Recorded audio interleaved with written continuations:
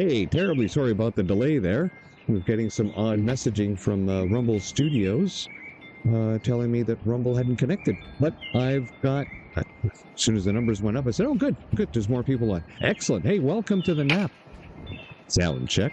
Yes, I'm on. Oh, you probably barely hear me over the wind chimes. Let's bring that down. There we go. Hey, this is the no answer period, where we cover the question period, prefaced by a review of the far left evil that has beset our land. Maybe get rid of the slideshow. Hey, look, you can see my face. The nap precedes the question period by about 45 minutes, as you can see, and we'll cover the lower house until the government decides to stop showing up. We also keep score. That's in the description below. We're streaming on 3 platforms, Rumble, X, and YouTube. I'd like to thank my followers and subscribers. I just got another subscriber yesterday. Outstanding. Thank you so much. Really appreciate it. Makes it all worthwhile. Gives me a nice little warm feeling in here. So if you're new, please give us a like, thumbs up, follow, share, subscribe, all that jazz. Feel free to say anything in the chat. Comments drive the algorithm when I'm not driving it down with my forbidden words. And there are a lot of forbidden words, which is probably why we get ratioed so hard. So let's get straight into the intro, and then we will be right back with the show. Hundreds of IRGC agents into the country. Yesterday, the immigration minister practiced the art of deflection. It seems that when it comes to the safety of Canadians, that the Liberal ministers play a game of who, me? Yes, you. Not me. Then who? If the Conservatives want the truth, we'll tell them the truth.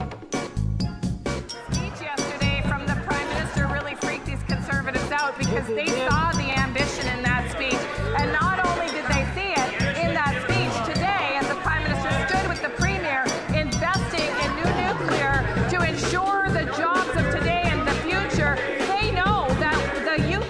The only thing that's revolting are those answers. Speaker, we will take no lessons from these Conservatives. Trust me on that. The Minister didn't write the Prime Minister's speech yesterday, because it wouldn't have bored and depressed to tears. It's really hard to follow, isn't it, Mr. Speaker? All of those poor students stuck in that room. There he spoke about how they would have to sacrifice more and that it would take time to reverse all of the misery that has built up over the last 10 years. Mr. Speaker, young people want to have homes. They want to have jobs. They want to have hope. They want a budget that is affordable so they can have a life that is affordable. Will the Prime Minister introduce that budget so that Canadians can restore the promise of their country? And we decide what comes next. Know that this government has their back and we will continue to do it. Therefore, there's going to be a powerful statement for the young people of Canada. Deficits are driving inflation. The more Liberals spend, the more it costs Canadians at the grocery store. 25% of Canadians are using food banks because they can't afford to eat. So when will the Prime Minister finally get his inflationary deficits under control so Canadians can put food on the table? Mr. Speaker, Conservative members pretend to care about food insecurity, but then they call feeding children garbage. Mr. Speaker, what's garbage was that answer? Did the Prime Minister see the ad before it went out? Hey, of course there are too many people living in poverty in Canada, but there are significant initiatives being put in place by this government. Being serious means being honest. Mr. Speaker, the grand reveal has been Canada's made. economy is in fact growing, Mr. Speaker. Move on, man, move on. Point of order. There was some very unparliamentary language that we heard today. Sets us up well for the new world order. Mr. Speaker, I got into politics because I love my country, Canada. The opposition member got into politics because he had tendinitis. Mr. Speaker, with that kind of incompetent, incoherent answer, it's not hard to understand how that minister failed to investigate 97% of the 150,000 suspected cases of fraud in the international student program. I believe the progress that we have made in the partnership sets us up well for the new world order. My comment by telling the truth that the answer was bovine excrement.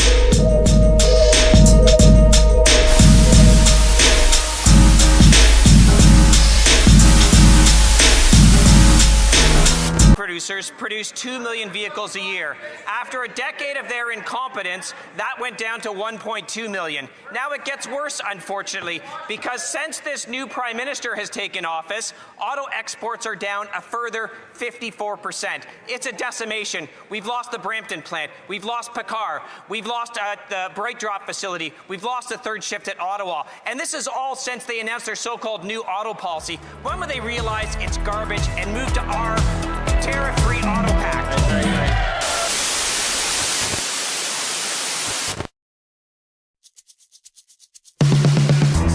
Step one, you have a 25-point lead in the polls. Step two, you have an election. Step three, you lose your seat. Why is that leader of the opposition still in his seat?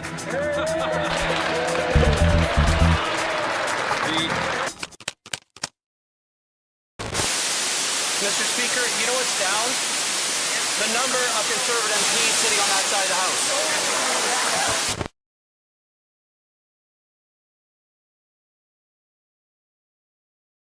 Bring on the mic here. There we are. We're back. Hey, thank you all for coming back. Hope you liked the intro. These more like comic strips, kind of video, audio, visual comic strip. Well, let's recap what happened yesterday in question period. So this was the first question period yesterday where the Bloc Quebecois did not question anything regarding the QURAM software or say anything about the old age security.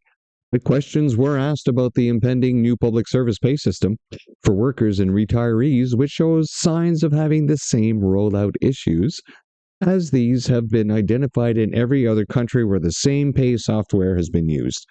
They were warned ahead of time. They've experienced this, and they mentioned Australia. There's a few other countries, Western civilizations, of course, where they use these systems for their public service. Massive issues. So, of course, in Parliament yesterday, one MP was relating how some people in public service are saying, "Oh my goodness, I'm afraid to retire. I don't even know if I'm going to get my pension when I retire because this system is so screwed up." Well, the majority of the questions asked were regarding the massive ongoing immigration fiasco yesterday, for which the Liberals have no answer. Asked why the current and prior immigration ministers who have failed upwards, being promoted to other ministries, haven't been fired for the current failure and cost to Canadian society. The Liberal response was to cast personal aspersions on the Conservatives or specific members. The Liberals had only gaslighting, insisting they're doing a great job. Or the Liberals would accuse the Conservatives of something unrelated to try to get the stink off of their own failure. At one point, Stephen McKinnon made some weird statement regarding Ukrainian refugees, accusing the Conservatives of being against them. Complete desperation to distract from the immigration disaster. Even Mark Miller made lying statements saying Conservatives offering visas on Twitter. They've gone completely off their nut. But what is true is that the Liberals have admitted that their immigration has been out of control for years because now they insist that now it's under control. It's under control now, but the problem is, of course, they're still allowing more in. They're still allowing more temporary foreign workers in when youth unemployment is up to 17%. They don't care about you, Canada.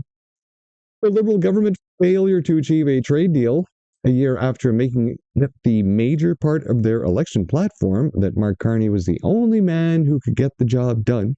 Conservatives have a plan to put but the Liberals are not yet ready to steal it. It's my current line these days. Provinces are starting to ask for input on picking judges for selection rather than the federal government having full control of the appointment process. Liberals, of course, deny there is cronyism and refuse to reform the selection. We have to clip on that. Let's watch that.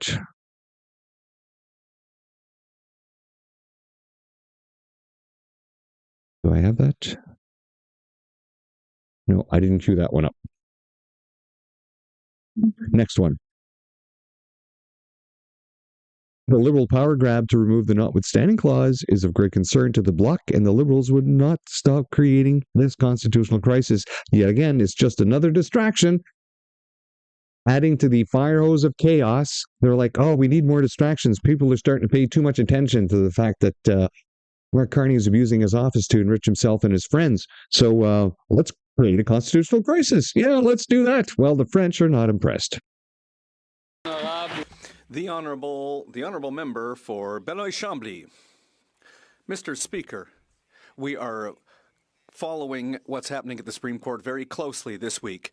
Some of the speakers are excellent. Some are somewhere between stupid and insulting. While there's still time, will the government recognize that it should say to its lawyers to cancel what they have said and ask its lawyers to not plea against Quebec? The Honourable Minister of Justice. Mr. Speaker, I thank my colleague for his question. It's very important to clarify the federal government's position. We have an opportunity and an obligation to defend the Constitution. It's possible to defend the French language and the Constitution at the same time. What is happening before the Supreme Court of Canada? Well, that's the appropriate place to have that discussion. The Honourable Member for Belleuil-Chambly. Mr. Speaker, the Quebec National Assembly passed a state secularism law in 2019. Whether you like it or not, it is legitimate. Is the government telling Quebecers that the federal parliament is superior and has authority over the Parliament of Quebec? Is Liberal Canada, does it think that it's the boss of Quebec? The Honourable Minister of Government Transformation. Thank you very much, Mr. Speaker. And I have a hard time understanding the question from my colleague. First of all, we are in a state of law where it's possible for groups and citizens to challenge laws before the courts, and that can go all the way to the Supreme Court. That's what's happening right now with Bill 21, Mr. Speaker. But if he's saying that the federal government is using the disallowance power, it hasn't been used since 1943. I wasn't even born the last time that happened. I don't think he was born either the last time that happened. We have no intention of using the disallowance law. Citizens challenging. Last time we looked, it was federal lawyers bringing this to the court, not the citizens. Now, some citizens may have had some concern, obviously, because of that law in Quebec, and have probably talked to their MPs about it. But they didn't garner a massive independent legal challenge against it. No, the Liberals took this upon them to do the challenge. So this was not citizen-driven. This is being driven by your own tax dollars against you. The Honourable Member for Belleuil-Chambly. Well, I'd be lying if I said that I was surprised that he doesn't understand. Pierre Elliott Trudeau's Canada imposed a constitution on Quebec. Quebec did not sign that constitution, and it's never accepted it. And now today we're being said that according to that constitution and its charter, which was put in place against Quebec, that Ottawa is the boss. Does Liberal Canada, which is going against Quebec at the Supreme Court, say that the National Assembly of Quebec should submit to the rest of Canada? Is Quebec a colony of Canada? The Honourable Minister. Thank you very much, Mr. Speaker. I think that Quebecers are very proud to live in a state of law where you can challenge laws. That's what's being done by Quebecers before the Supreme Court right now, Mr. Speaker, and we're going to let the Supreme Court do its work. Thank you. The Honourable Member for Thornhill. You can add the Auditor General's name. As you can see, the French are not impressed. Well, once again, questions were asked regarding the historical access to fishing rights, and will they be respected off the coast of Vancouver for Canadians? The minister responded they hadn't decided, which means, of course, they will take these rights away. That's how it usually goes. So we haven't decided yet. Well, if you knew the bloody answer, you'd say so. But since you didn't say so, that's because it's probably politically inconvenient for you to say the wrong thing. So it'll probably be some quiet release on a Friday, buried in an unrelated release, right? There might be some release, let's say, on agriculture, and hidden in there will be something about fishing, or there might be a release on defense, and somewhere buried will be a release about, oh, by the way, we're taking away your fishing rights. That's how they operate. I have a clip. Member for Cowichan, Malahat, Langford. Mr. Speaker, the recreational fishing industry is facing a review of the salmon allocation policy that could destroy their industry and strip away Canada's historic principle of common property resource access. The recreational fishing industry supports over 9,000 jobs, generates $600 million direct income, and contributes over $1.2 billion in GDP in British Columbia. Will the minister commit to protecting historical access to common property resources for recreational fishing, or will the Liberals let yet another vital industry, coastal communities, and a way of life on Vancouver Island die? Here, here. The Honourable Minister of Fisheries and Oceans. The policy that the member referenced was last put in place in 1999. So, of course, we took 6 years, starting in 2018, to review the terms, 1 year of consultation, finished the end of January. No decision has been made. The Honourable Member for Vancouver East. In the middle of a national... So, as you can see, and actually, that is the most specific response I've ever seen that MP give in question period. Typically, she just goes on, and you kind of zone out within about 10 seconds of her talking. She just has that kind of personality. It's probably how she won. Everybody's like, oh my God, let's just vote for her and get her to shut up and leave and go to Ottawa. Well, of course, our channel's been busy. We had this Liberal immigration fraud video went up on the channels, as well as our intros and stuff. So we have a lot to get through, and we're not going to get through all of it before the House actually starts sitting. And of course, they sit a little later on Fridays, by the way. They sit, sorry, not on Fridays, on Wednesdays. They start at 2 o'clock in the afternoon. But of course, quarter after is when the question period starts. Before we get to this story, let's do our regular admin. Parleview is the website that we go to. As you can see here, they have all the list of all the meetings and committees that are going to be happening and going to be broadcast today. If you want to know what is happening in the House, there is a daily paper published when the House sits called the order paper. Order paper and notice paper. Any question that has been asked by your MP and requires a written response will be in there. So if you're wondering if anyone is asking anything about what you're concerned about, do a quick PDF search in here, and maybe you'll find out that it's already being addressed, or somebody else is addressing something slightly related to it. Fascinating stuff. Now, of course, this is where that response would have been tabled regarding the ongoing debacle of human rights abuses in China and whether or not the Prime Minister asked that question. First, he said he did, and then Kevin Lemuel came out with a notice paper response saying that no, he didn't. And then Anita Anand has corrected that message yesterday in Parliament, saying, oh, sorry, yes, he did. So what is it? We don't know. So they changed the story now 3 times, which means we'll just add that to the list of lies. List of ongoing lies.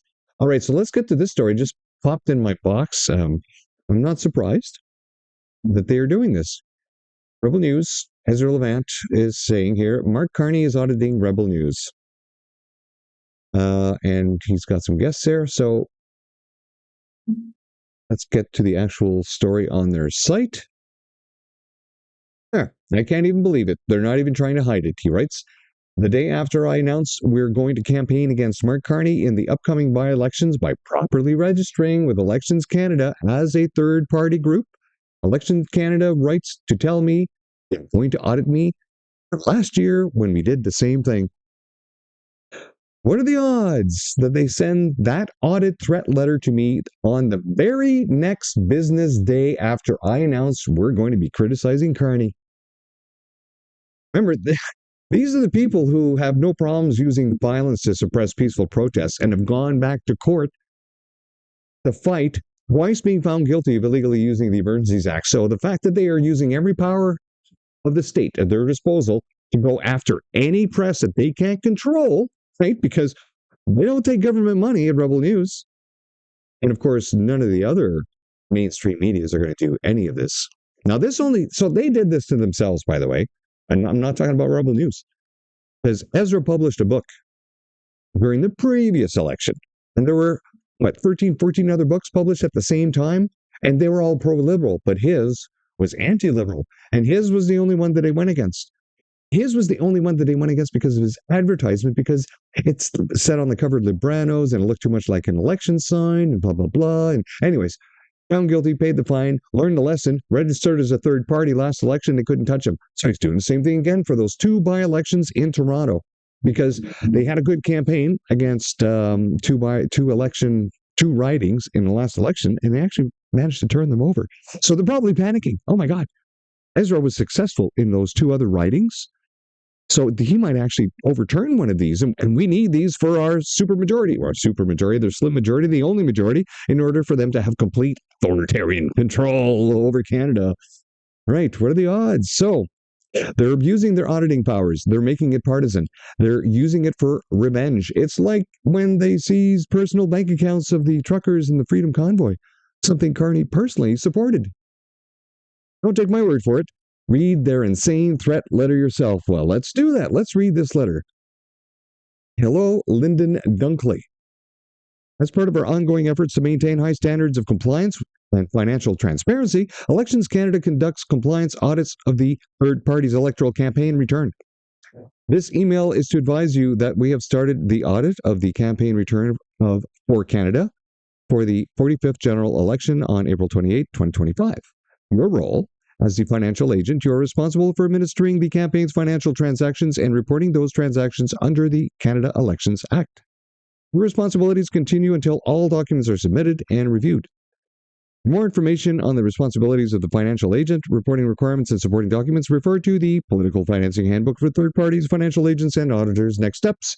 As we begin our work, we ask that you please provide supporting documents related to the expenses set out in your return, expense invoices, bank statements, canceled checks. Please submit the supporting documentation. Allow 1 week. Going down here, was it more of it?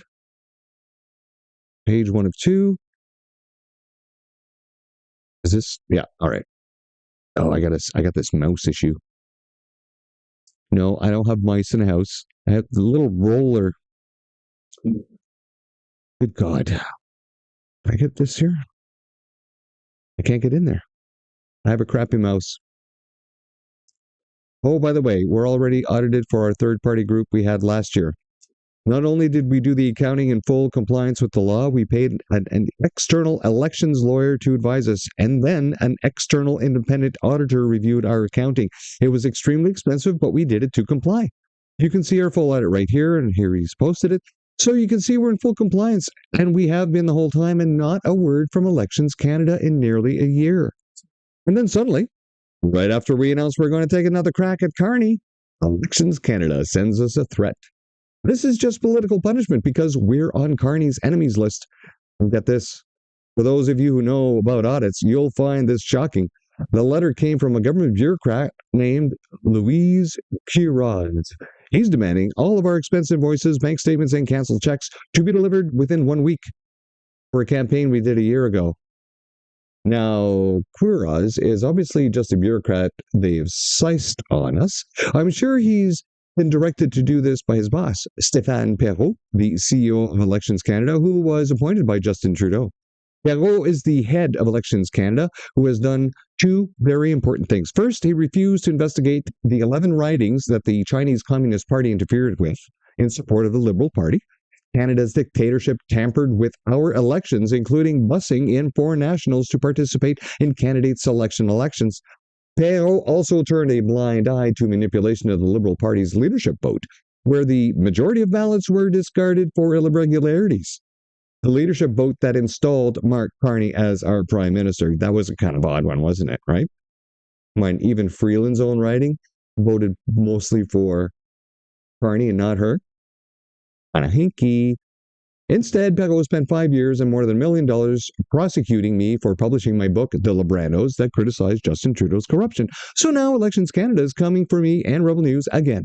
I just can't get over that 1 week deadline. That's such an admission of bad faith. They've wanted almost a whole year to spring this audit on us, even though we've already passed an audit. This is exactly what it looks like it is.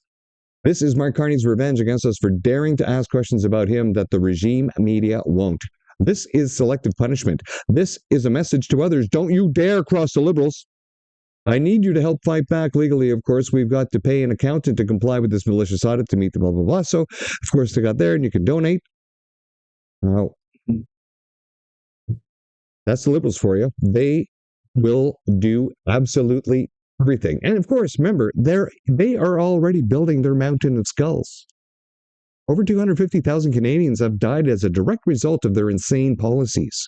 Over 100,000 dead waiting for health care that they destroyed through uncontrolled mass immigration. Over 50,000 dead through harm reduction because they think that providing the monkey for people with monkey on their back is going to save their lives.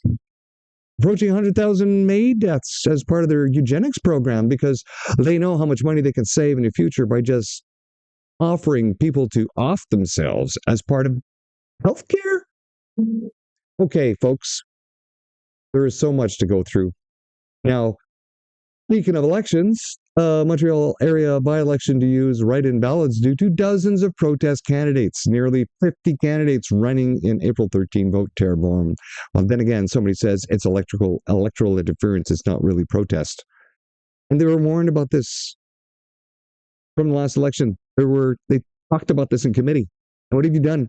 Nada. No, wait, I got to go after Rebel News. Yeah, that's more important. Insane in the membrane. In fact, in Terrebonne, they had to go to court because these elections guys made an error counting votes and then said, in the grand scheme of things, what does it matter? It's just one vote, right? Yeah. Even though it was their elections candidate that sent the vote to the wrong address for somebody that had a mail-in ballot. And there was a wrong return address. The guy had accidentally put in his own home postal code on there because you know how it is. Your brain fart and you're doing stuff repeatedly. And next thing you know, then he didn't know how many of them he put it in that way. And they were like, oh, well, in a grand scheme of things, percentage-wise, it's all fine. So they never went back and fixed that problem. And then, of course, somebody found out that their vote never got counted.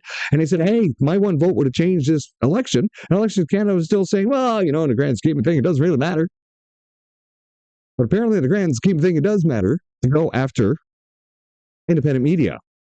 I criticize your shitty job, Elections Canada. Used to be a nice country, So the Liberals got involved. Here we have CCFR. Wow, Carney Liberals who knowingly undervalued civilian-owned firearms as part of its gun grab. In some cases, offered a toonie. Toonie for a banned firearm. Just secured a contract with Colt Canada worth $307 million for only 30,000 rifles. Was that like $10,000 a rifle? Of course, they came back and they said, oh, yeah, you get a lot of extra stuff with the rifle, Like, you guys aren't thinking of me. Excuse me. Let's say the rifle is $1,000. Let's say it's $2,000. Let's say it's an outstanding rifle and you're paying $2,000 for it. I'm pretty sure for that $2,000, they're probably throwing in a cleaning kit, right? That probably sits in the butt. Let's hope on that. A few spare parts here, some, for the gun techs to use to fix and maintain the rifle, some spare barrels and stuff. But seriously, that amount of money that you're spending, but again, it's probably a sole source contract, wasn't it? But again, now I'm starting to remember there was somebody going around the Colt Arms factory who used to work there, who has some videos online, who left the company because of some weird hinky things going on there. Anyways, this is all part of the gun grab, and they're not going to compensate. They are so insane. Well, let's get into migration. When they get that majority, Michelle will get zero time along with anything else. I'm not sure what Gen Xer is saying, but let's listen to this fiasco. Over the 11,000 people. Over the 11,000 people in your department, how many are in a team investigating these cases? Can you give me a number? We'll have to get back to you with that. 23,000 people, according to the Auditor General, said that they were here past their visa. Maybe Mr. Hernandez-Sangre, you can answer this. It's about the CBSA. I'd like to say something. I'm even less confident now in the system than I was after watching that. Here's the reality. The minister has had this report for some time. That's how Auditor General's reports go. The fact that she's coming out here and cannot come up with a few key, clear deliverables to change the system and ensure that all of these cases are being reviewed is crazy to me. But also, like, some of the things she said were just wrong. Like, for example, she said that some of these permits were extended, but they got PR. That's not the same thing. To me, the fact that the minister had this report did not do anything about it and came with those lack of answers, it's going to make more. Well, we know why they have no answers because they did this on purpose. They did this disaster on purpose. Now here's Gun Grab Gary. Sorry about that. Echo with the desktop audio on. Gun Grab Gary here says that he will send off duty and retired cops to execute the liberal gun grab, even if police jurisdiction and provinces refuse to participate. How does this not look fascist of not having the confidence of your own police forces in your country saying, government, you're on the wrong footing here. None of what you're doing is going to help society. We don't want to be your agents of doing it. So what do? Well, I'll just hire mercenaries. Same kind of reaction the immigration minister was doing to try to fill the ranks of the Canadian Armed Forces, eh? Oh, we'll just hire mercenaries. People are not joining the RCMP either. They lost 3,400 officers. They only have 1,000 coming out of the recruit school, and apparently they're all passing. Apparently they're all excellent candidates. Every single one of them is good to go. It's not going to make up for the shortfall. So they have a shortfall of cops not wanting to work for these fascists. So they're like, well, I guess we'll privately contract out our own security forces to go out and bust people's doors down. What, they didn't say that? Well, let's actually listen to what they did say. Firearms owners is scheduled to end next week. So far, only 2.5% of the estimated 2 million affected firearms have been declared, and 98% of firearms owners haven't made a declaration. So if they're not declaring by next week, what's your plan, Minister? So if you will recall, the number of prohibited firearms are far less than I think your number indicates.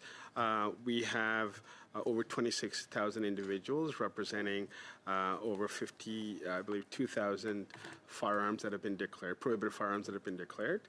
And the plan we have is, as of March the 31st, the time to complete the enrollment will be done, and then the RCMP and other agencies will be available throughout the spring and the summer to do the collection. So, Minister, you're saying that RCMP members, we just heard an Auditor General report saying we're short 3,400 members. We're dealing with a wave of violent crime across this country, and you're saying that your plan is over the spring and the summer to deploy RCMP officers to go door to door to firearms owners and seize their firearms? So this is a voluntary program, Mr. Lloyd, as you're aware, and the RCMP resources and the resources we will use with law enforcement does not contemplate in any way using existing resources. These are additional resources, so these are those who are off duty, those who may be retired. Quebec, for example, SQ, for example, has their own mechanism, but let me be very clear, it is in no way to take away from existing police resources. The resources that we have available contemplate that individuals who are off duty, and I can ask if you want the commissioner to comment on it, I can ask him to do that. Minister, I just find that very concerning that we're going to be sending police officers door to door because, frankly, many police forces across the country are refusing to participate in your program. And I think they have very good reasons to not want to participate in this program. And putting people who are no longer serving as RCMP officers going door to door. Are you not concerned about this at all, Minister?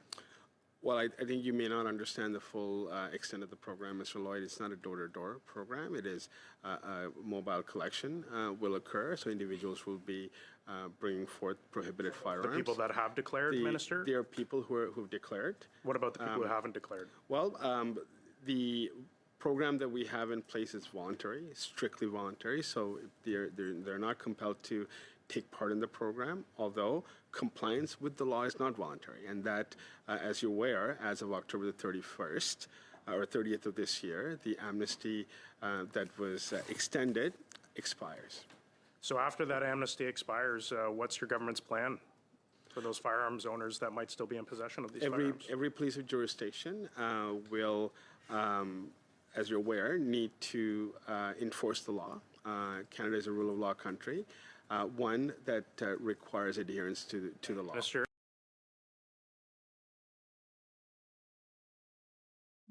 Now remember, we have deployed members from the Canadian Armed Forces who are not going to be back in time to meet this compliance. And this has been brought up in the lower house, and the Liberals were like, too bad, so sad. Yeah, Liberals are bullies. Just like they bullied people during the COVIDity stupidity. Remember that? Sounds a lot like the same thing, right? Oh, it's not mandatory, but you need to comply. What? Now here's a post. Jeff Buxey, retired RCMP, says, I'm a retired RCMP member. Barry can fuck right off. I refuse to put my neighbors and fellow Canadians through that utter bullshit. Indeed.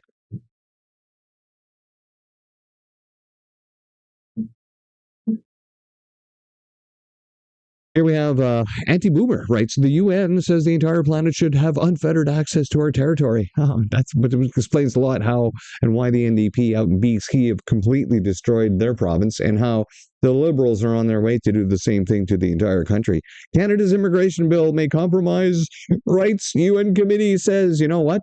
United Nations has a majority of people in there that have countries that don't have human bloody rights. Shouldn't be listening to the UN. The whole thing should be defunded, dismantled. The real Mr. Bench. Watch Mark Carney raise his finger to silence a reporter asking about serious concerns over immigration system integrity and investigations. Are you doing anything to fix this? Well, he just ends up repeating the same things that the minister said in the lower house, which are all lies. Well, we reduced this number and that number, and we far left, and we have it under control now. But you're still bringing people in. You're still bringing in temporary foreign workers when you have a 17% youth unemployment rate. Why aren't you helping the youth to get jobs? Why are you bringing people in to take their jobs? Why? Because you're a bully. Seems like that is the theme today. So as soon as Carney passes Bill C9, the censorship bill, there will be a mass exodus from X-users, writes TR6 Guy, especially if Elon complies by shadow banning or turning over private user info to Adolf Carney. Most of us already on the list. Just a matter of knock on our doors. Truth will not be tolerated.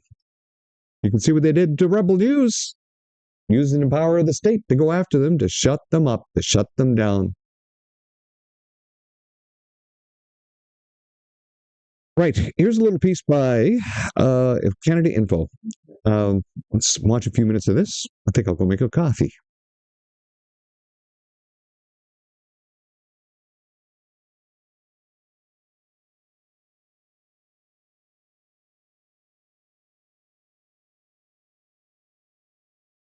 Or cannot. What kind of society, what kind of country do we want to be? One where the government has the power to decide what you can or cannot say, to decide what religious text you can or cannot read, which opinions you can or cannot hear?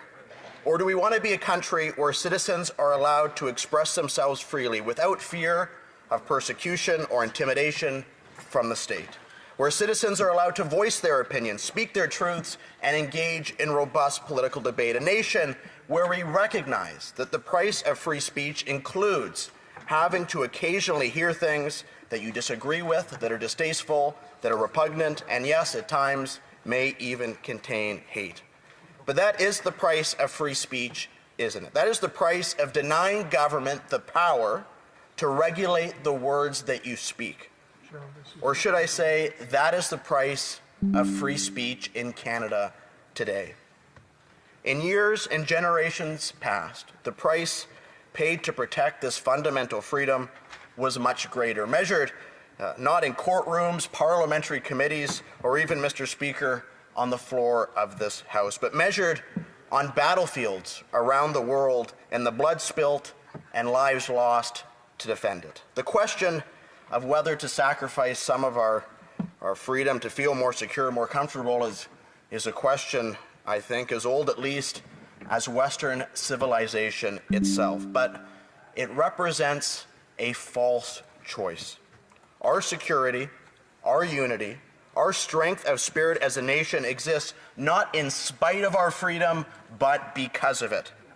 And attempts by some to erode that for the benefit and glee of others who would regulate, intimidate, and control are misguided and wrong. Over the last 10 years, this Liberal government has consistently introduced legislation that is part of a trend in our country, a trend of increasing the influence of those who would wield the wand of censorship, of empowering those who seek control to control what you think by controlling what you can see and discuss online. And this censorship is at all levels, even provincially. Of course, Randy Hillier, right, MPP in Ontario, who was against the COVIDity stupidity, who won his last case, right? Or actually, who won it because it took so long to take him to court, they dropped it. So then they waited another 18 months on top of that to bring it back to court again, as if that's not even more time dragging out his life. So he writes here, actually, let's go back to the older post here first. This prosecution is now entering its 5th year. 5 years of going after somebody. This is how bad the far left and the idiots who are destroying this nation need to silence people who have the truth behind them. 5 years of legals going after somebody using tax dollars, by the way, to try to hide their own crimes for pushing this fraudulent vaccine, imposing a severe emotional and financial toll. Living on CPP and OAS pension, I have spent approximately $200,000 in legal expenses.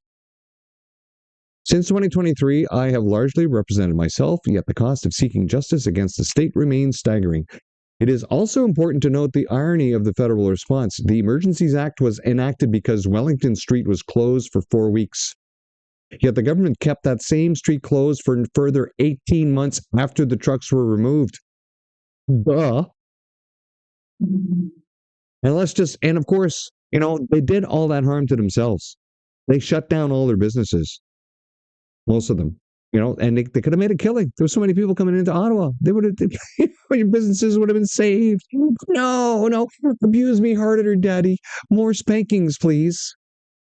Breaking, RCMP executed a search warrant and seized the phone of former Calgary Mayor Jyoti Gondek, daughter of former World Sikh Organization board member, as part of a corruption investigation. Are we surprised? No, we are not. Calgary is quite known for having quite a few hinky things going on municipally there. Will we see some more water main breaks again? It seems like every year it seems to be an annual thing for them. Also, Mark Carney recently met with CEO of La Caisse, spotted in this photo together, and now Brookfield and La Caisse are doing a $9 billion acquisition together. Nothing to see here, folks. Oh, yes, we have been going through this on the Second Breakfast channel. We didn't get through all of it this morning. We'll do the rest of it tomorrow morning, which is by Indocile Media, and they have this beautiful breakdown of Mark Carney and all his ethical violations, basically, and how he's meeting people that he's affiliated with because of his financial portfolio, and how he's abusing his position in government to ensure that his investment portfolio keeps making tons and tons of cash, sometimes even using taxpayer money to push it along. But you know how it is. Mainstream media, they're funded by the government, so they're not going to go after them. They are going to go after independent press instead. That's what they're going to do. Right? So those lack of judgment, lack of compassion, disappointed, those are terms Mark Carney used to describe Air Canada's CEO. Reason, only given a statement in English after the LaGuardia airport plane crash. Yeah, that's the whole point of being a bilingual nation. You can say it in either official language. Bullying people into saying you have to say everything in 2 languages is stupid. It's ridiculous. Ridiculi, ridiculo, the ridiculous is just more bullying. And again, this is them just causing a fake distraction of all their massive failures that are going on, right? So this is a real risk. The majority of Canadians will view this as a political distraction and ignoring the bigger issue in Canada, which is affordability. Affordability on top of everything else, especially linked to this massive immigration fraud happening in Canada. Right, it's quarter after. The House should be sitting. Where are we? There we go. The House is sitting. They started. Typically, the statements by members carry on for a little longer. So let me just pull that off to the side here, and we'll keep an eye on that.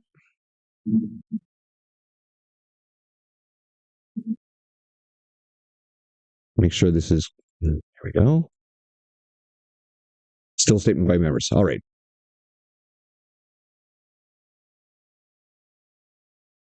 So, major breaking.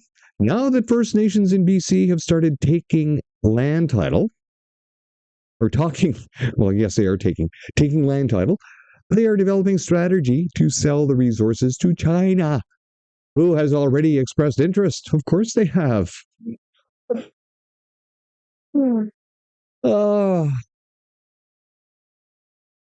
They are developing a strategy to sell the resources to China, who has already expressed interest. BC First Nations Energy and Mining Council has released a roadmap to doing this. First Nations communities in British Columbia are increasingly being approached by Chinese companies. They're interested in gaining access to their traditional territories. First Nations China strategy. Insane in the membrane. Amanda Ashman writes, CPSO reiterates its policy falsifying euthanasia death certificates. Pardonnez-moi, what does that mean? Let's see. The certificate cannot include any reference to MAID or the medications administered. You get that? So, this is direction to falsify death records. To hide the euthanasia? I mean, they're still counting their MAID records, but I guess when you go back in the past, I guess it's a way of falsifying records. If you go back in the past to find out how this person died, and you go, oh, suicide. Yeah, oh, suicide. Oh, suicide. Not realizing that it was the government that administered euthanasia. We are such a sick, sick nation. Can't understand it. Well, the lower house should be starting here any second. So let's get into it. And listen to these last few statements by members. Rosemary Falk here is speaking. There probably will be one more Liberal member, and then it will be open season for question period. Is nearly 26 cents more per litre. The minister's industrial carbon tax and fuel standard are already driving up costs, and yet he still plans to raise the fuel standard to 17 cents a litre. These costs affect all Canadians. Higher costs to produce and ship food pushes grocery prices even higher. The Prime Minister can't hide behind global factors. These are Liberal costs imposed at home, and it is Canadians who are paying for it. The honourable member for Saint Laurent. Mr. Speaker, on March 25th, 1821, the Greek independence war started with the revolutionary insurrection with heroes like Theodoros Kolokotronis, Laskarina Mompolina, and Rigas Veraios, who wrote that it is better to live 1 hour free than 40 years as a slave or prisoner. Greeks around the world celebrate Greek Independence Day to honor the women and men who fought with courage, pride, and determination for the freedom of their people, for future generations of Greeks, and for the liberated Greece. As modern-day Greeks and people of Greek origin, we owe our freedom to these heroes, and we remember them year after year by holding various events in their honor. This year is particularly special for Montreal's Greek community, as it marks the Hellenic community of Greater Montreal's 120-year anniversary. I look forward to seeing everyone at the various celebratory events, including this Sunday's Greek Independence Day Parade. Χρόνια πολλά σε όλους τους Έλληνες. Ζήτω η Ελλάδα, ζήτω ο Καναδάς, ζήτω 25 Μαρτίου του 1821.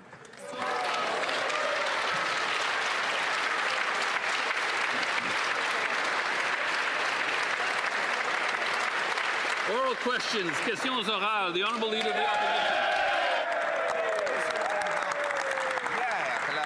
Mr. Speaker, yesterday the Auditor General denounced the current Justice Minister, as well as the current Liberal Heritage Minister, and the current Liberal Immigration Minister. These three ministers caused a catastrophe on the international student file. They allowed 150,000 suspected cases of fraud and didn't even investigate them. The Prime Minister promoted these people who wreaked havoc in the system. Will he continue this liberal incompetence? Prime Minister. Mr. Speaker, I am blessed to have a strong cabinet that works hard for Canada strong. The new Canadian government has taken back control of the immigration system. Asylum claims are down by a third. International student numbers have gone down 70%. We have Canada strong and a balanced immigration system. The new Liberals the same as the old Liberals, Mr. Speaker. The numbers he just gave are compared to the even more miserable numbers of his Justice Minister. In fact, compared to the Harper government, the last sane policy in immigration, we have asylum claims are now up to 2,880%. Temporary foreign workers up 178%. International students up 39%. And yesterday, the Auditor General condemned the current Liberal Justice Minister, Liberal Heritage Minister, and Liberal Immigration Minister for allowing 150,000 cases of fraud to go uninvestigated. Will he fire them, or will he just continue with the same Liberal incompetence? The Right Honourable Prime Minister. Mr. Speaker, I'm blessed with a strong cabinet that's working hard for a strong country. And we are taking control of the immigration system. Asylum seekers down by a third, foreign students down by 60%, temporary foreign workers down by 50%, the population equilibrated, equal. We are investigating 100% of every fraud cases since this new government came to office. We have the system under control. The Honourable Leader of the Opposition. All illusion, same old Liberals, same old failures. Look at the economy. He likes to blame world affairs for his failing economy, but the G7 countries have the same world economy. Yet, the Prime Minister has delivered the second highest unemployment in the G7, the worst household debt in the G7, the worst housing costs in the G7, the worst, in fact, the only shrinking economy in the G7. And, Mr. Speaker, we have 100,000 lost jobs in the last 2 months alone. Why is it that after this Prime Minister promised that he'd be the first, he's the worst in the G7? The Right Honourable Prime Minister. Mr. Speaker, let's take a look at what's happened since this summer. The United States has lost 6,000... Écoute. Come on.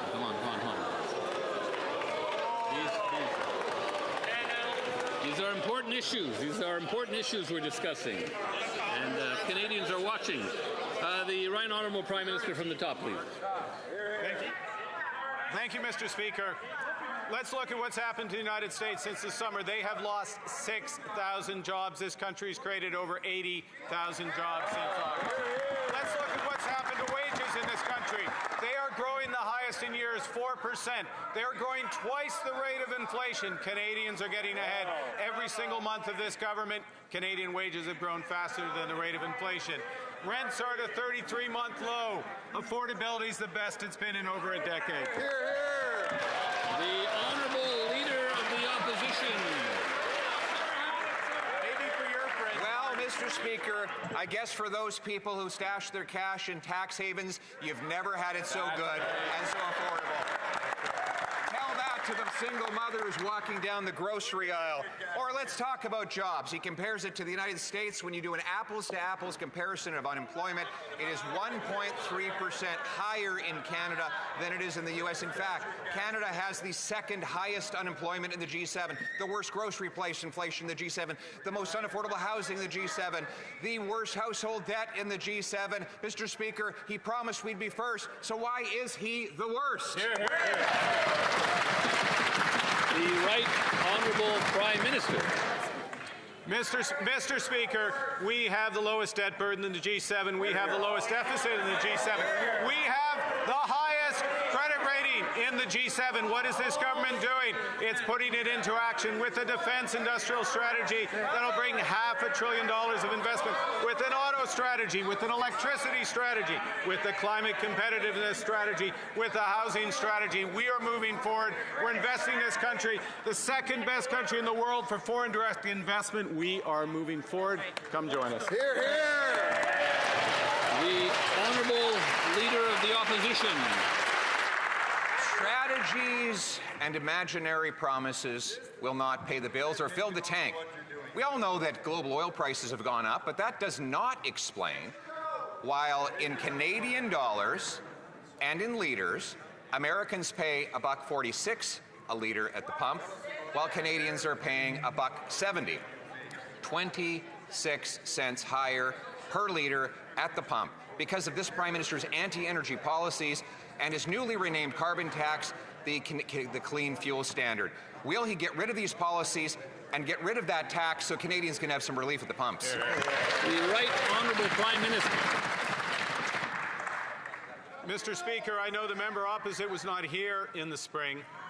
It's a source of great sadness. We got rid of the consumer carbon tax. That took off 18 cents per liter.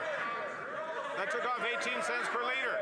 And Mr. Speaker, what matters is the rate of growth of wages relative to overall inflation. Wages growing twice the rate. Hear, hear. The Honourable Leader of the Opposition. It's all an illusion, Mr. Speaker. This Prime Minister not only supported the carbon tax that he advised that Justin Trudeau put in, he thought it should be higher and broader. And when he got into power, he didn't get rid of it. He renamed it. He called it the Clean Fuel Standard. 7 cents a liter this year, rising to 17 cents. On top of an industrial carbon tax that's driving up the costs of all the industrial production of our energy. And that is one of the reasons why under this Liberal Prime Minister, Canadians pay the equivalent of 26 cents a litre more than the Americans. Will he stop ripping off Canadians at the pump, get rid of these Liberal taxes so Canadians can get moving? The Right Honourable Prime Minister. Mr. Speaker, we are getting this country moving with the biggest transformation of this economy in generations. We are building unprecedented amounts of affordable housing. We are building clean energy. We are lowering energy costs for Canadians. We are building a defense industrial strategy this country has not seen since the Second World War. We are protecting Canadians. We are building this economy. We are empowering Canadians. The Honourable Member for Beloeil-Chambly. Mr. Speaker, first, I want to be very clear. The Bloc fully respects freedom of religion. This is true for all the people, and it's true for the Premier of Quebec as well. Now, yesterday the Prime Minister quoted the Bible, which is his prerogative, but I have a question about current events. Does the Prime Minister endorse the church-state separation and Quebec secularism? The Right Honourable Prime Minister. Mr. Speaker,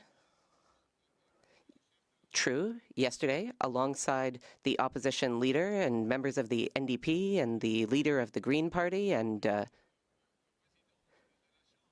Speaker of the House himself, I was there. I did quote from the Bible.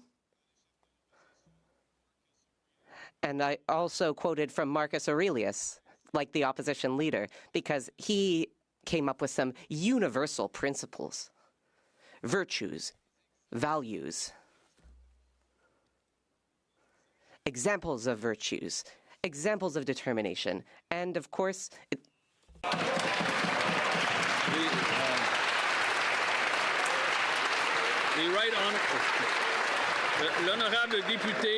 the Honourable Member for Beloeil-Chambly.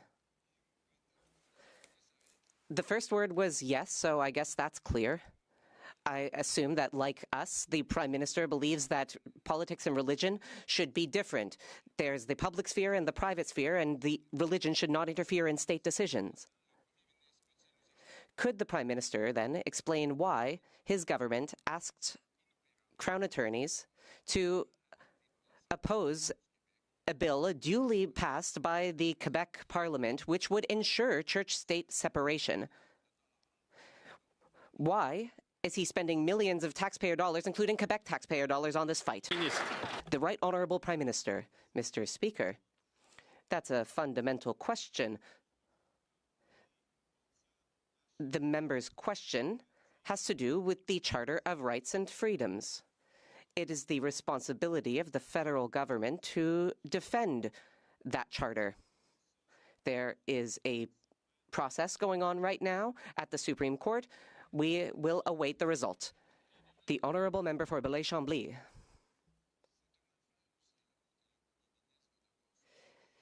At a certain point, the Prime Minister will need to make a decision. Either he will have to acknowledge that religion can influence the affairs of the state, or he will have to stop going after Bill 21, which enshrines secularism in Quebec state institutions.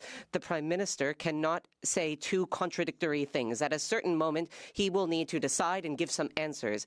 Is he in agreement with the principle of church-state separation, yes or no? The Right Honourable Prime Minister, Mr. Speaker. That is a false choice. The Bloc has made a decision with Bill C-9. It is Parliament's responsibility to protect the rights of religious people. For example, the Jewish community here in Canada, they must be protected from hatred. So why, Mr. Speaker, I'm confused about why, when the member across the way is asking questions like that while also supporting Bill C-9. While the Liberals don't control what happens abroad, they do control their policies here at home. And instead of working to bring costs down, the Liberal Prime Minister is not only going ahead with his industrial carbon tax, he's introduced a fuel standards tax which adds 7 cents a litre to the already high cost of gas, and that'll eventually rise to 17 cents per litre. It's more of the same Liberal taxes from the same Liberal government. So when will this Liberal government give Canadians a break and get rid of these Liberal gas taxes that are making life more expensive for Canadian families? The Honourable Minister of Environment and Climate Change. Mr. Speaker, I'm glad to be able to stand up here once again to reiterate and remind the members opposite that the industrial carbon price does not increase the cost of food. Studies show that. But if they want to talk about what we can do to help Canadians, I hope that they will celebrate alongside with me that our government cut taxes for Canadians. That is a win. They can talk about imaginary taxes. Over here, we're taking real action on affordability. Member for Chilliwack Hope. Canadians are paying more because of Liberal policies here at home. All G7 countries are dealing with similar external factors, but it is only this Liberal government that has caused us to have the worst food inflation and the only shrinking economy in the G7. The price of gas is 20% higher here than it is in the US, and Liberal fuel and carbon taxes are making it even worse. When will this Liberal government stop passing the buck, take responsibility for their policies, and finally cut Liberal taxes to make life more affordable for Canadians? The Honourable Secretary of State for Financial Institutions. Mr. Speaker, I don't know where that member's been, but on this side of the House, we're going to continue to focus on affordability for Canadians. We cut taxes for 22 million Canadians. We cut the GST for first-time homebuyers. We cut the consumer carbon tax. Mr. Speaker, on this side, we're going to continue to focus on and build the strongest economy in the G7. Time for that party, that leader, and that member to stop the obstruction and stop the rhetoric. Thank you, Mr. Speaker. Member for New-Tecumseh-Gwillimbury. Mr. Speaker, Canadians can't afford the cost of living. And the Liberals, they think the best way to get them back on their feet is to miss 3 car payments. That's the problem. Their decisions keep making life more expensive. As gas prices skyrocket, this government is making things worse with their industrial carbon tax and the fuel standard tax. They point to global instability, but it is this Prime Minister who is choosing to make Canadians pay even more at the pump. Why won't the Liberals remove the gas tax on gas and give Canadians a break? The Honourable Parliamentary Secretary to the Minister of Finance. We acknowledge that oil price shocks due to the war in the Middle East are rippling across the world and increasing the cost of living pressures on Canadians here at home. That's why we recently worked with our international partners to release hundreds of millions of barrels of Canadian oil as part of an effort to provide stability for businesses and consumers. We can't unblock the Strait of Hormuz, but we can control what we do here at home. We've cut taxes for 22 million Canadians, offered a groceries and essentials benefit, offered a national school food program. That saves families hundreds and thousands of dollars per month. The honourable member for New-Tecumseh-Gwillimbury. Gas prices are 26 cents higher in Canada than the U.S., and Liberal policies are forcing Canadians to skip meals, defer dreams, and fall behind on bills. That's because we are the only one with a shrinking economy in the G7, as well as the worst food inflation. While Canadians are being forced into hard choices, this Liberal government has a simple choice. They can scrap the taxes that are driving up fuel costs so Canadians pay less at the pump. Will they finally take responsibility for what they can control and axe these taxes? The Honourable Minister of Jobs and Families. Well, thanks, Mr. Speaker. Maybe that member remembers voting against all of the measures that actually do make life more affordable. For example, early learning and childcare here in Ontario, saving a family with one child $16,000 a year, Mr. Speaker. For example, the announcement we just made yesterday to ensure that students can access up to 40% more in student grants. That's going to make sure that student accessibility to education remains affordable. Mr. Speaker, the list goes on and on. But no matter what it is, they vote against it. Why don't they support Canadians? The honourable member for Cambridge. Mr. Speaker, every G7 country faces global headwinds, yet only one is choosing to make inflation worse through domestic policy. Canada now leads the G7 in food price inflation, carries the only shrinking G7 economy, and faces fuel costs nearly 20% higher than the United States because this Liberal government is adding an industrial carbon tax and a fuel standard tax that will reach 17 cents per litre.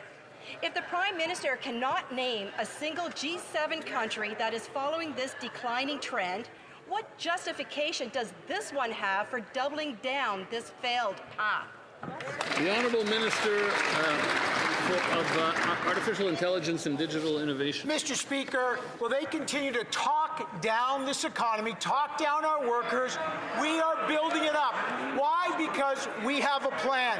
We have a plan to make life more affordable. We cut taxes for 22 million Canadians. We've taken the GST off first-time homebuyers, and we are investing in our auto sector, our steel sector, our aluminum sector. Why? There's a trade war on, and we are backing real families, real companies, and real jobs. Why don't they get on board and support real workers? The honourable member for Foothills. Mr. Speaker, we're not talking down the economy. The Liberals are bringing down the economy.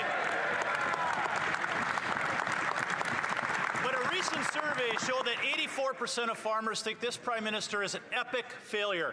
I'm wondering if the Prime Minister could tell me which one of his policies have made farmers so angry. Is it the fact that they're closing 7 research centres and firing hundreds of scientists? Is it because we're the only G7 country with a 35% tariff on fertilizer imports? Is it the fuel standard, the industrial carbon tax, which goes up again on April 1st? Which one of these policies is the reason the Prime Minister is an epic failure? Exactly right. The Honourable Minister of the Environment and Climate Change. Mr. Speaker, if you would like to talk about farmers and canola farmers specifically, let's talk about how the clean fuel regulations actually help canola farmers. It adds to the value of a bushel of canola, but you know what? The Leader of the Opposition may want to speak to some of his constituents. He represents the second largest canola producing riding in all of Alberta. And right next to him is a Strathcona renewable diesel facility that's going to purchase about half of Alberta's canola production. That is good for farmers. Honourable member for Foothills. I would like the minister to know that their fuel regulations are so complicated, has made it so expensive that 3/4 of the feedstock comes from the United States or used cooking oil from China, not canola farmers in Alberta. It is the clean fuel standard, the industrial carbon tax, an escalator tax, and tariffs on fertilizer, which are making food unaffordable and farming unsustainable. Will the Liberals realize that it is their own policies that are causing these problems? Will they cancel their fuel tax, their industrial carbon tax, their escalator tax, and help make Canadians' life more affordable? The Honourable Minister of Agriculture and Agri-Food. Thank you, Mr. Speaker. Mr. Speaker, we eliminated the divisive consumer carbon price, and they're still complaining, Mr. Speaker. We know the industrial carbon tax has a negligible effect on food. If that member goes out and buys an F-150 Ford tomorrow from the highest emission contributor of steel and aluminum in this country, I can tell you he can go back to the Leader of the Opposition and get his triple because it's cheaper than what it's costing us, the GHG emissions. Thank you. The Honourable Member for Rivière. Yes, the Honourable Member for Rivière du Nord has the floor. Mr. Speaker, the Liberals keep saying that they will not comment on the ongoing Supreme Court case on Bill 21 and the Notwithstanding Clause. No interpretation?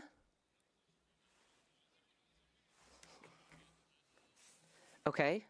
We'll give the opportunity to the member for Rivière du Nord to ask his question.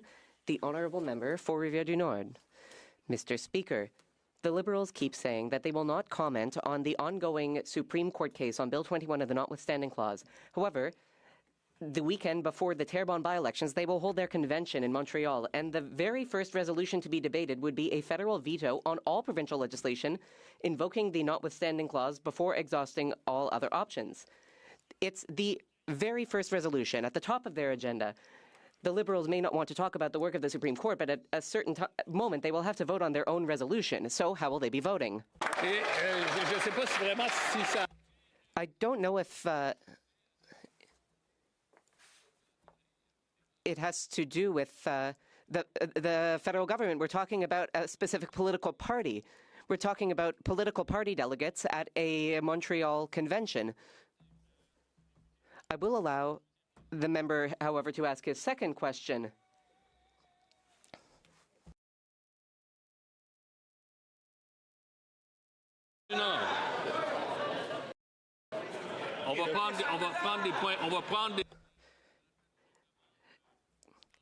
This will be taken into advisement, but would the Honourable Member for Rivière du Nord like to ask a second question? Mr. Speaker, it's written right there in black and white, to quote, that the Liberal Party of Canada urged the Government of Canada to invoke disallowance on any provincial legislation that proactively invokes the Notwithstanding Clause before court challenges are exhausted. That's what they want to see, but they're trying to get the Supreme Court to do their dirty work for them. Mr. Speaker, if these Liberals truly want to change the Constitution, they should reopen it. Will they have the courage to do that instead of hiding behind the court system? The Honourable Minister of Justice. Mr. Speaker, we've been clear. The federal government has the responsibility and duty to defend the Constitution. You can defend the French language and the right of Francophones to live their lives in French while also defending the Constitution. This is not the right place to have this debate. The case is before the Supreme Court, and that is the best forum for these sorts of debates. The Honourable Member for Louis Saint Laurent, Akiawanrock. Mr. Speaker, the Prime Minister was elected based on the promise that we would have the strongest economy in the G7, and 1 year on, that's not what we're seeing. In just the first 2 months of the year, 100,000 Canadians lost their jobs, 100,000. We are the only shrinking economy in the G7. We have the highest unemployment rate in the G7. And, most importantly, we have the worst food inflation in the G7. Will the Prime Minister and his government finally acknowledge that their policies aren't working? The Honourable Minister of Government Transformation. Thank you, Mr. Speaker. There are a number of factors that are driving up food costs these days. For example, the cost of fertilizer. But we can control affordability measures that we put in place here, like a tax cut for 22 million Canadians, the Canadian Groceries Benefit, which assists over 12 million Canadians. But we won't just stop there. These are measures within our control. We'll have a defense industrial strategy which will create jobs in Quebec. including at the Davie Shipyard and the Valcartier military base. I hope that the member for Louis Saint Laurent Akiawan-Rock will support our policies. The honourable member for Louis Saint Laurent Akiawan-Rock. I guess we have bad news for Canadians. The Liberal policies are not working. 100,000 Canadians, men, women, households have been affected by job losses. That's the reality after 1 year of this Prime Minister and the Liberal government. Sure, there are problems all around the world, but if that's the case, why is it Canada that is feeling the impact of food inflation? This is unacceptable, Mr. Speaker. The Honourable Minister. Mr. Speaker, what is unacceptable is that every time members across the way have an opportunity to support people, for example, through the Canadian Child Benefit, the Canada Dental Plan, tax cuts, the grocery benefit, on every single one of these occasions, they voted against. Meanwhile, on this side of the House, we are building the strongest economy in the G7. We have a defense industrial strategy. We are carrying out major projects like the Nouveau Monde graphite mine. That is what we're doing on this side of the House. The Honourable Member for Côte-du-Sud, Rivière-du-Loup, Kataskamik-Témiscouata. Mr. Speaker, the Prime Minister said that Canada would have the strongest economy in the G7. And instead, we find ourselves with the weakest economy in the G7. Over 100,000 jobs lost in 2 months, the second highest unemployment rate, the highest household debt, and the worst food inflation in the entire G7. Instead of solving the problem, the Prime Minister is still holding back projects, taxing production, and expanding deficits to the detriment of Canadians. How can this Liberal government claim that all is fine when their choices are hurting families and the economy? The Honourable Minister of Industry. Thank you, Mr. Speaker. I hear the question from my colleague. We work together well. I have a lot of respect for him, but I don't understand why he refuses to acknowledge that this government has focused on Buy Canadian, leading to more jobs in his riding, in La Pocatière, at Alstom. Why isn't he asking questions about that? I'm sure people at La Pocatière are very happy. Things are going well in the service sector in his region. The same can be said for the member for Louis Saint Laurent, who just asked a question. We are investing in the Quebec City region. We will get things done at the Davie Shipyard. The Honourable Member for Richmond North Athabasca. Thank you, Mr. Speaker. Mr. Speaker, the Liberals' QURAM financial fiasco continues. After $5 billion in cost overruns, officials have admitted that they do not know how much it will cost in the future. It could easily exceed $660 million to $1 billion in annual operating expenses. Mr. Speaker, QURAM is already the most expensive Liberal scandal in history. My question is simple. Is the Prime Minister going to show leadership, and will he finally take charge of this issue himself? Thank you very much, Mr. Speaker. When it comes to modernizing benefits, Mr. Speaker, remember that the system that we are replacing is a 50-year-old system.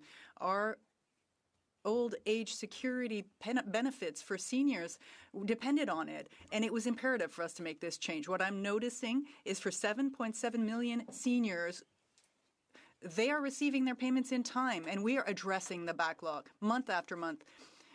Service Canada officials are working at this. The Honourable Member for Montmorency-Charlevoix. Mr. Speaker, Journal de Québec tells us that the Liberal government has spent over $211 million in cost overruns for Accenture, an external firm, IT consultant firm. And this feeds into QURAM, cost overruns. And then there are the issues of outsourcing to India. Accenture is related to Brookfield, of course. Does it make sense to the Liberals that the taxpayer money just serves to make these businesses wealthier while citizens have to pay out of their pockets? The Honourable Minister. Thank you very much, Mr. Speaker. I'm very proud to see that the modernization of benefits that was essential to do, and if you look at the Auditor General's report from 2014, we could see that we were heading towards a wall with the former system. And so it's positive that we are focusing on moving towards a modern system so that seniors can get accurate amounts benefits. 7.7 million Canadians are receiving these benefits. The Honourable Member for Acadie-Annapolis. Thank you very much, Speaker. I'm pleased to represent Acadie-Annapolis, a mostly rural riding in Nova Scotia that I've been living in for a long time, forever. Medium-sized businesses, whether it's engaging with business owners or by supporting them in my daily life. However, we know that rural business owners often struggle with less access to financing, smaller markets, a tighter pool of workers, and longer supply chain. So to the Minister of ECOA, how is the Government of Canada supporting small and medium-sized businesses in Acadie-Annapolis and in Atlantic Canada? The Honourable Minister of Justice. Mr. Speaker, I want to thank my colleague for his advocacy for economic growth in Atlantic Canada. I'd like to point out that he once served as the critic for Atlantic Canadian economic development before he joined the governing benches. Despite almost 5 months passing, the Conservatives are yet to appoint a successor, despite having good Atlantic Canadians they could put to the position. But, Mr. Speaker, to my colleague's question, we are advancing new programs to help small and medium-sized businesses deal with American tariffs, to help small firms become big firms by tapping into the defense industrial strategy, and we have not forgotten what built our economy, including the fishery, which that member has been a champion for, to restore the Atlantic Fisheries Fund and to remove Asian tariffs on Nova Scotian seafood. We need more champions like this in government. The Honourable Member for Sherwood Park, Fort Saskatchewan. Mr. Speaker, I hope it was worth it. Under this Liberal Prime Minister, Canada is losing jobs at speeds not seen in a generation. Over 100,000 full-time jobs lost in a month alone, and close to 50,000 youth jobs lost.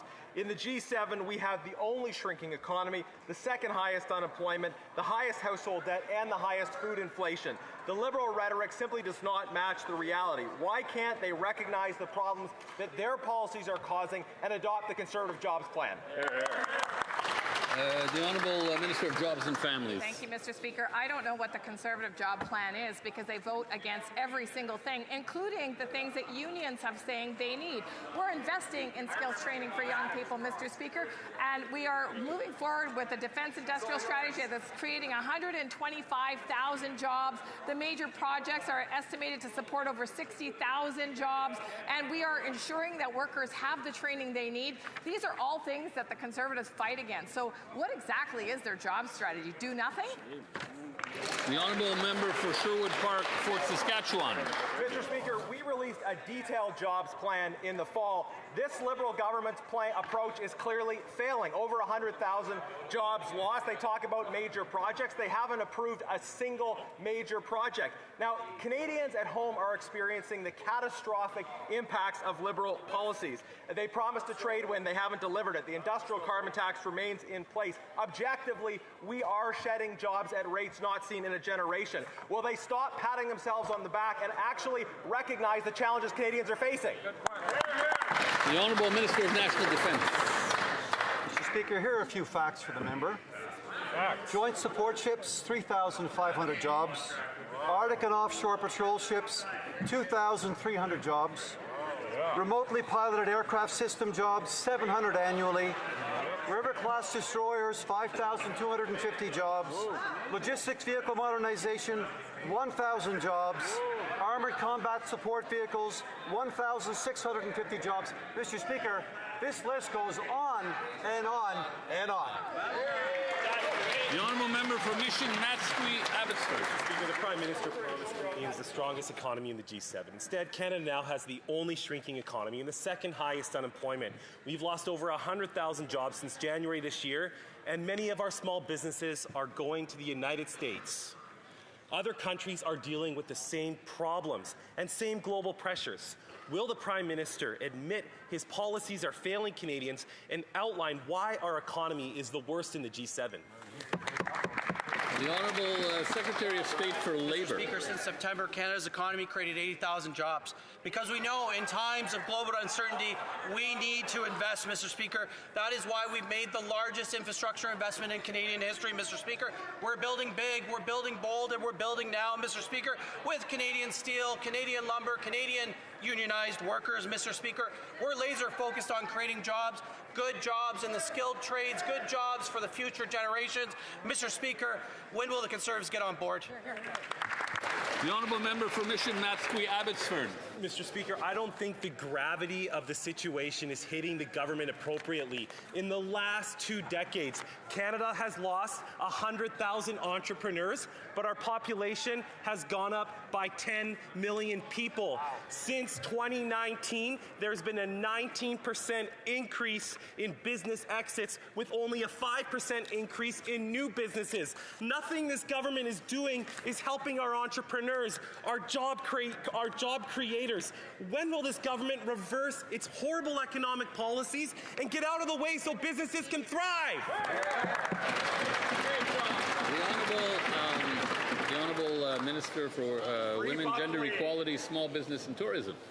Mr. Speaker, our government is focused on delivering results, which includes increasing business confidence. And in fact, the Canadian Federation of Independent Businesses reports very recently that small business optimism is at the highest level in 2 years. And that is because on this side of the House, we are ensuring that we are cutting red tape for small and medium-sized enterprises. We're investing in them, Mr. Speaker, and ensuring that as we expand to new markets and in new countries, we're going to make sure that they have all the opportunity to be able to export and grow their businesses, Mr. Speaker. We will always be there for them. Nice. Member for Fort McMurray, Cold Lake. The Prime Minister promised the strongest economy in the G7. Instead, Canada is at the bottom. We have the only shrinking economy, the second highest unemployment, the highest household debt, and the worst food inflation in the G7. The Prime Minister can't hide behind global challenges when every other G7 country faces the exact same pressures. These problems didn't appear overnight. They are a direct result of bad Liberal policies. Will the Prime Minister reverse course on the policies that have left Canada with a shrinking economy, soaring food prices, and rising unemployment? The Honourable Parliamentary Secretary to the Minister of Energy and Natural Resources. Mr. Speaker, the opposition's picking up the same lines like a soon-to-be-gifted kettleball, but these repetitions will not get them the gains that they seek, because they require Canadians to forget everything before yesterday. We are in a trade war, Mr. Speaker, and in that trade war we are performing very well. We are getting more jobs than the United States. We have foreign direct investment at the highest level in 18 years. Alberta's unemployment decreased by 0.4 points in this year, and there is much to celebrate because we have a strong focus on building this economy and we are seeing results. For Fort McMurray, Cold Lake. Albertans know that member lives in an illusion. There are no projects that have been improved by this government and no shovels in the ground. For years, the Liberal government did everything in their power to block pipelines, stall major energy projects, and scare off investment, weakening one of Canada's most critical economic drivers, the oil sands, and Canadians are now paying the price. With a shrinking economy and over 100,000 jobs already lost this year, the consequences are clear. Will the Prime Minister finally reverse course, unleash Canada's energy sector, and help rebuild our economy? The Honourable Parliamentary Secretary. Well, Mr. Speaker, oil and gas production in Canada is at record highs, up 34% in the last 10 years. We've managed to do that while reducing emissions in our country by 6%. We have found a way to sustainably grow and meet the growing needs of the world, including diversifying needs from allies that are increasingly requiring carbon lower emissions. We are building strong. We have approved Siliciums, the Taylor to Gordondale pipeline, NextGen and Dennis's uranium mines. TMX optimization is underway. LNG projects from Cedar to Woodfibre to Tilbury to LNG Canada 2. They are happening. We are building strong, and we welcome you to join us in that building. Again, through the chair, the Honourable Member for Quebec-Mactaquac. Mr. Speaker, the Prime Minister promised Canadians the strongest economy in the G7, but today we are falling behind. We now have the only shrinking economy in the G7 and among the highest unemployment and the highest household debt. In rural communities, families are being hit really hard. Farmers and producers are facing soaring input costs and blocked resource projects that drive local economies. Canada is struggling because of Liberal policies that have stifled growth. When will the Prime Minister turn from these failed policies that have left Canadians behind? When? The Honourable Secretary of State for Financial Institutions. Mr. Speaker, when it comes to the economy, that leader's missing in action. That member there, Mr. Speaker, he's a good man. I respect his faith very, very much. But on this side of the House, we're focused on building a strong economy, the strongest economy in the G7. We are investing in nation-building projects like Port St. John in my riding. We've invested hundreds of millions of dollars that will employ thousands of people. What about Sisson Mine, a nation-building project, a major project in that member's riding that will employ thousands of people? Mr. Speaker, on this side of the House, we are serious about building a strong economy. That side simply is not. Thank you, Mr. Speaker. The honourable member for Elmwood Transcona. Mr. Speaker, Canadians are hurting. The Prime Minister promised Canadians the best, yet our economy is performing among the worst. We've lost over 100,000 jobs in the first 2 months this year, and our economy is beginning to shrink. If this is the result of global factors, as these Liberals claim, then why is our economy performing so poorly compared to other G7 countries? Will the Prime Minister work with us to reverse their disastrous economic policies that have made it harder for Canadians to put food on the table? Here, here.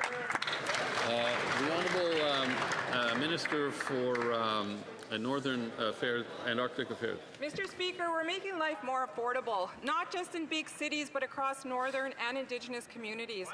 We've cut taxes for 22 million Canadians so Northern families can keep more on their table. The Permanent National Food Program is saving families around $800 a year, and we're tackling food costs by building an all-season infrastructure road through the Arctic. We're building the nation and building scalable affordability. We're also reforming Nutrition North. Thank you. Honourable member for Vaughan Woodbridge.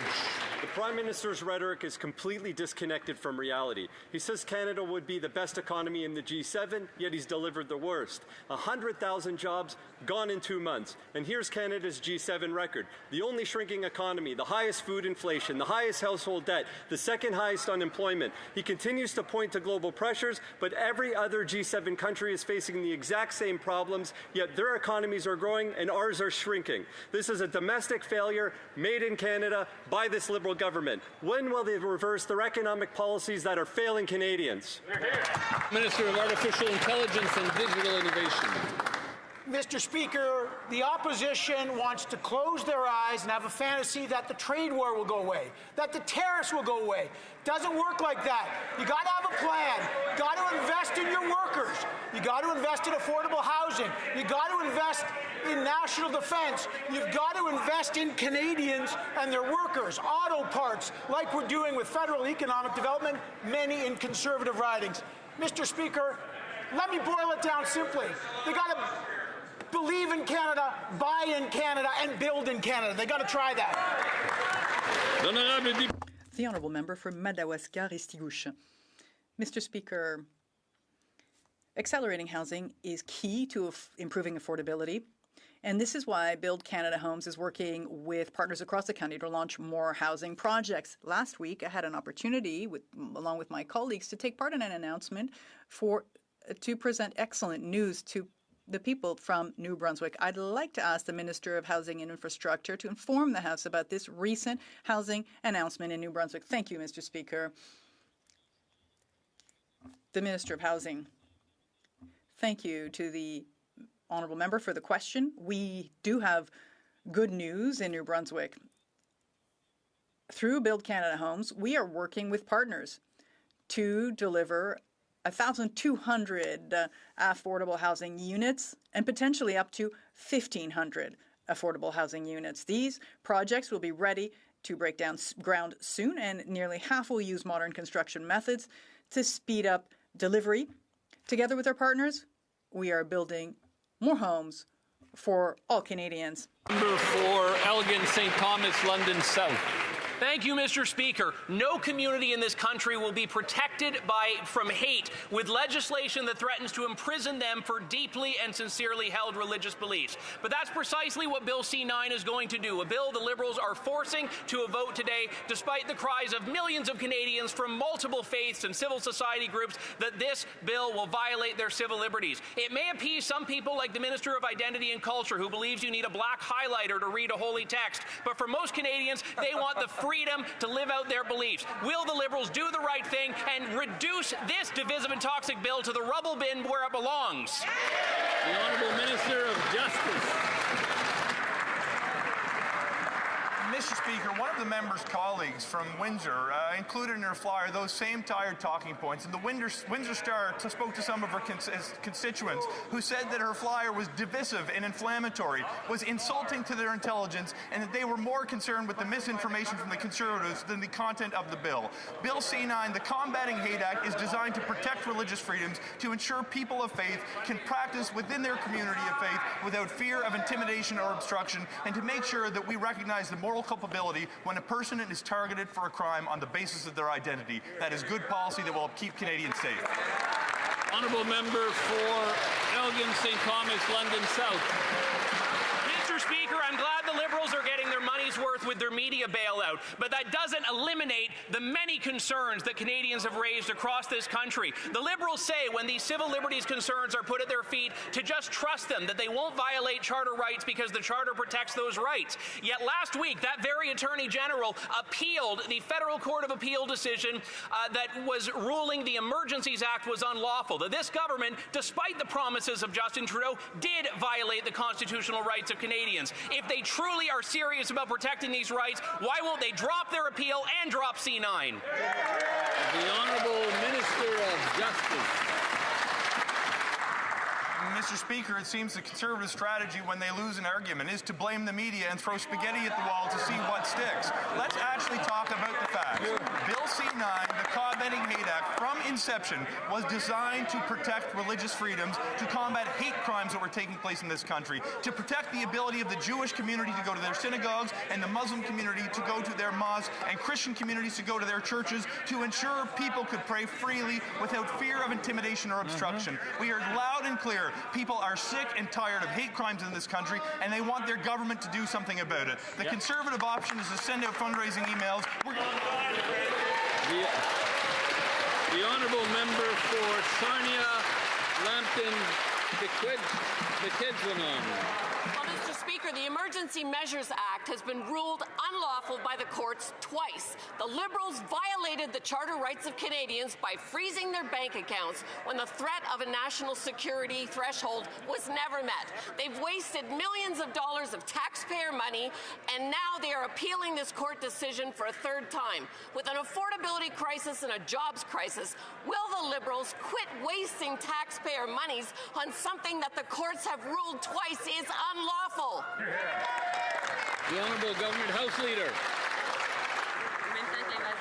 Mr. Speaker, it seems the Conservatives never tire of standing up for the people who illegally occupied the main street of our nation's capital, refused to leave, were implored to leave by local residents, by the police, asked politely, would refuse to leave this city and this capital that Canadians are so proud of. The real question, Mr. Speaker, is why do these Conservatives continue to stand up for the convoy and lawlessness in this country?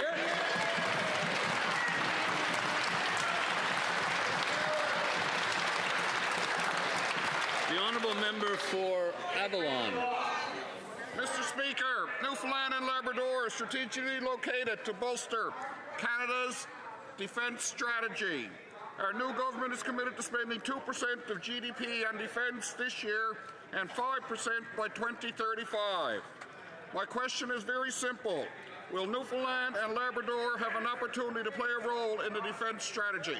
Thank you, Mr. Speaker.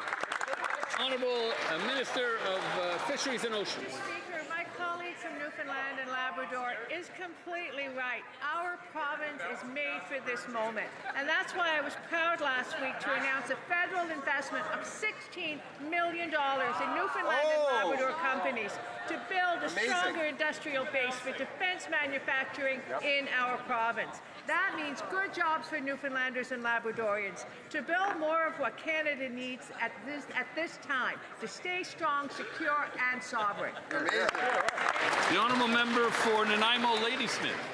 On the West Coast, we don't just live near the ocean, Mr. Speaker, we live on it. Time on the water is how we connect with friends, clear our heads, and put food on the table. It's practically therapy, and you might even catch dinner.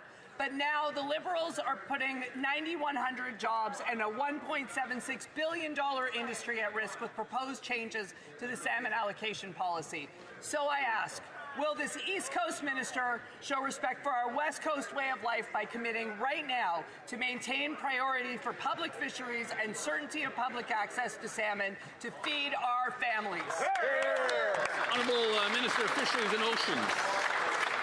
I don't need lessons from the other side on standing up for harvesters. What I will remind this member, the opposition, I spoke to this yesterday. We had a one-year consultation on a policy that was not reviewed since 1999. The 1 year open, we will have, we're working through what we heard, and we will have a decision in due course, and I will let that member know. No decision has been made. The honourable member for Vancouver Kingsway. Mr. Speaker, Donald Trump's attack on Iran is not only illegal and causing death and destruction, it is spreading economic chaos around the globe. Canadians are now seeing sky-high gas prices, and the cost of products from fertilizers to food are going to soar, bringing pain to every household. Economists predict the world will face massive turmoil for years to come. What does the Prime Minister say to Canadians who are suffering serious financial harm as a result of the senseless war that he and the Conservatives supported? Hear, hear. The Honourable Government House Leader. Mr. Speaker, Canada is deeply concerned by the closure of the Strait of Hormuz, which is threatening global energy security and economic stability. As we have emphasized, Canada's focus is on ensuring the safe and unimpeded flow of energy and commerce in line with the United Nations Conventions on the Law of the Sea. We urge all parties to de-escalate the conflict, and we will continue to work alongside our G7 and like-minded allies to ensure the Strait of Hormuz remains open and secure. Thank you, Mr. Speaker. I would like to draw the attention of members to the presence in the gallery of the Honourable Cyril Turton, Minister of Children and Family Services for the province of Alberta.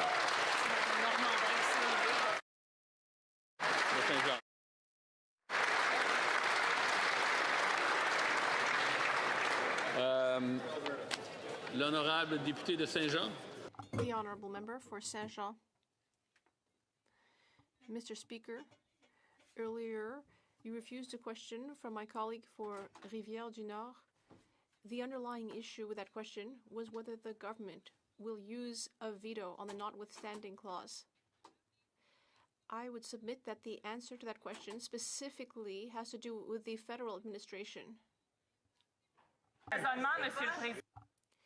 Following your reasoning, Mr. Speaker, I could not ask a question about the House administration. I would not be able to do it if, for example, it also has something to do with something raised by the National Assembly of Quebec. For example, if I was asking about an inquiry on QURAM, there is a great deal of noise in the House, the interpreter would like to mention, making it difficult to interpret.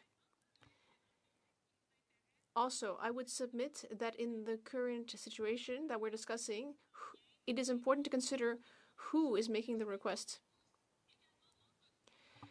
Because we know that there are a number of situations where the Liberal Party members might have to give themselves a mandate based on what I've heard. The original question was not formulated in such a way as to respect the standing orders, because it only had to do with a party matter. The honourable member is discussing the link between members of the government and their membership in the Liberal Party. But I think that's a very indirect link that the member is drawing. And then I would just mention that the second question was better worded, and it did have to do with the federal administration.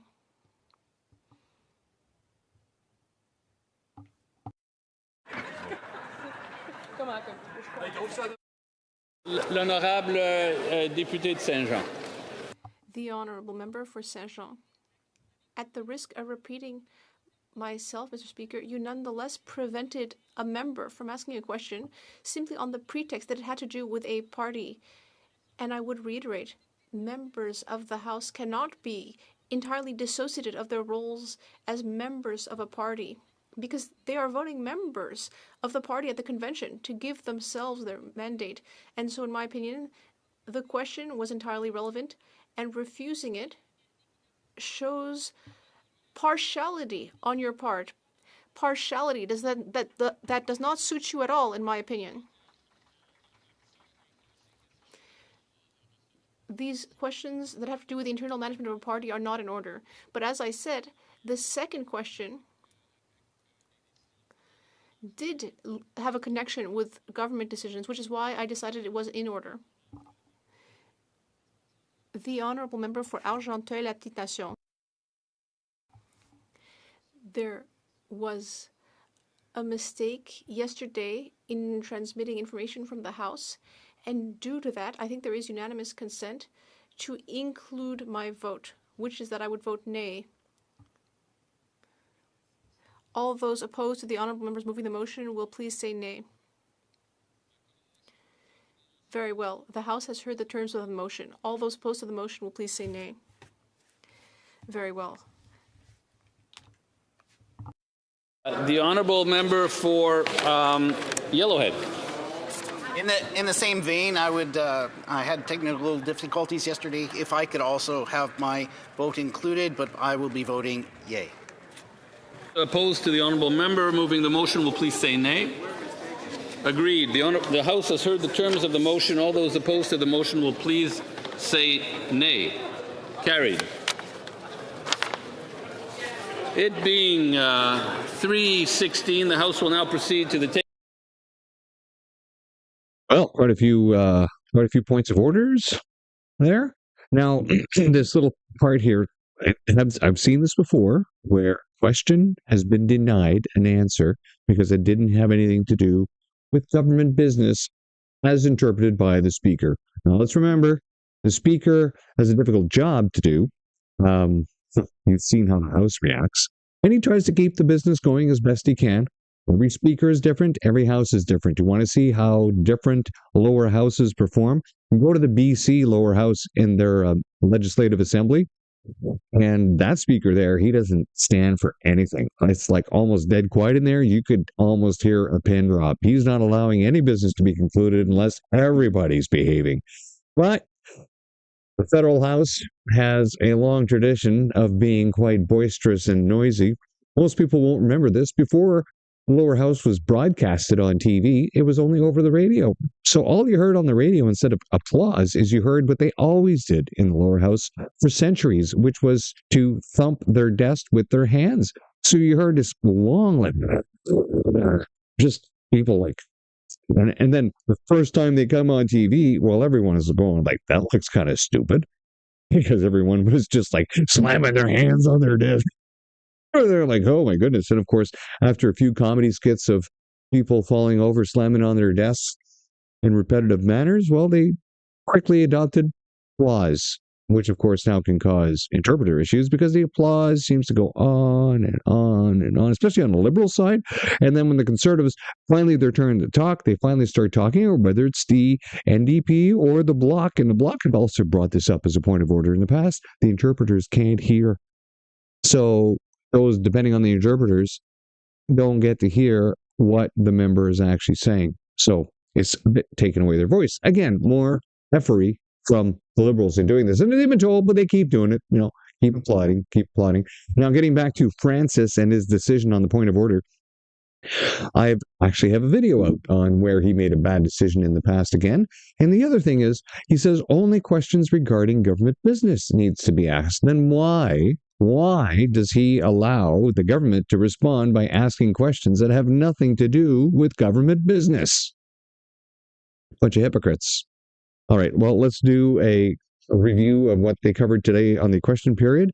The majority of the lower house today was engaged with dealing with the economy. It's the economy, stupid, like they used to say. Liberal incompetence at every turn. And they're saying, could you just tone down the taxes? And they're like, what taxes? Why don't you support all the money that we're spending? Why don't you support our food stamps? You voted against the food stamps. You voted every time we want to spend more money to help people because we've destroyed the economy and they can't afford jobs. You guys vote against it. Well, I keep saying the economy is growing, but the fact is you can't have a growing economy if your population is shrinking. You can't have a growing economy when the majority of independent businesses are leaving. You can't have a growing economy if the majority of it is dependent upon government spending. So all these jobs that later on that the defense minister was mentioning about all these defense plants that are popping up, we're paying for that. That's government money. It's not government money. It's taxpayer money.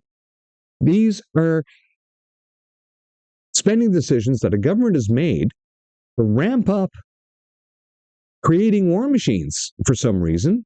Canada's never done this in the past, and I'm quite surprised. Well, I'm not surprised, actually, because I know what their long-term plan is, right? You need all of that munition. You need all those weapons because you need to arm your secret police that you're going to need eventually once you pass all these authoritarian bills to start going to people's doors and arresting them for saying things that you don't like. Because it seems everywhere that you guys are doing, everything that you guys are doing is geared towards that.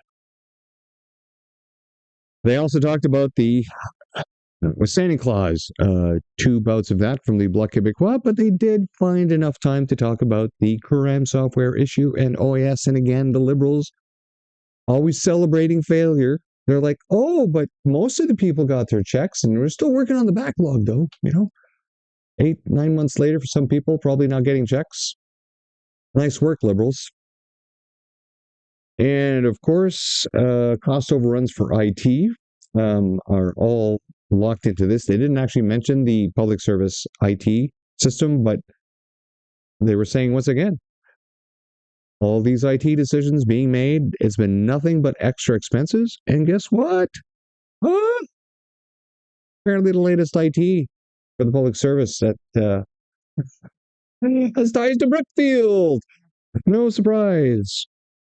And thank you, Andrew Lawton, once again, for standing up and bringing up Bill C-9, and as well, of course, slip it in there, the Emergencies Act, because, of course, the Liberals open up their mouths and they just leave that door wide open. Oh, we're here to protect the Constitution, but yet you violated people's rights. And you still act like you did nothing wrong. It's like, they were illegally protesting, but let's not forget, right? You sealed off that road for another 18 months after. So they only closed it for 3 weeks, and you kept it closed for another 18 months, not helping the businesses in downtown Ottawa. So you did more harm. Liberals, you did more harm. And then, of course, that same question in the fisheries. If you were on earlier in the show, we played a piece from yesterday when the same question was asked again, then the same non-answer was provided once again, which tells us that, yes, they are going to take away these rights because they don't want people to be independent.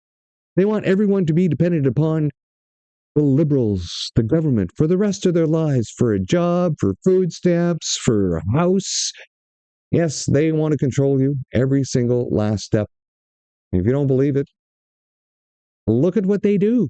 We keep celebrating this Build Homes Canada, which has clear connections to Brookfield. Brookfield is involved in this modular construction of these homes that they are putting on government land.